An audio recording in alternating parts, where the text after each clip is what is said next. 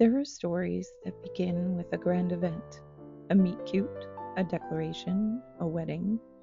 This one begins quietly, with a letter. But before we get to the letters, we need to meet the characters. In McMechen, West Virginia in 1903, a town tucked against the hills, hemmed in by the Ohio River and the edges of the industrial age, Beulah Smith lived a life both ordinary and quietly extraordinary.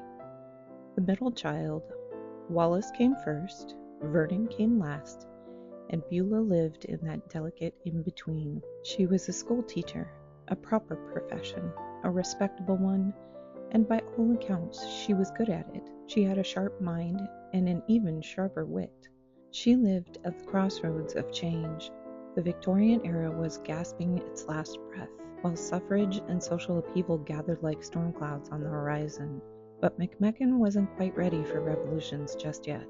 The ladies still wore gloves to church, and a young woman's good name was a matter of public concern. Still, Beulah didn't let propriety dim her spark. She had a plan. It included a career, friendships, church socials, music, and eventually love. She had her circle, Wallace, of course, the Shaws, the Showacres, the Cockaynes, a swirl of names that filled parlors and porches with music and conversation long after the lamps were lit. And in that swirl, there was one name that showed up just a little more often than the rest. Zan Cockayne. 29, a bit older, a bit more rooted.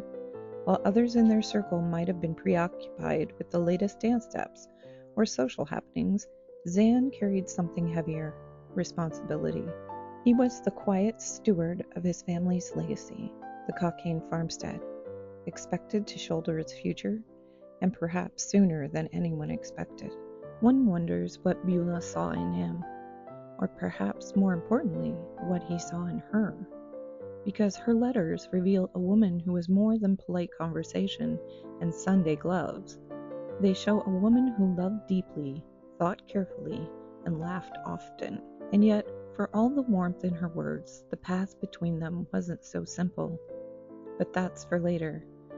For now, we simply meet Beulah, a young woman with a plan, a quiet kind of strength, and a pen in her hand. In our next episode, we'll step into the Cockayne house and meet the man whose letters would change everything. Stay tuned for their continuing story of this amazing 100-year-old romance.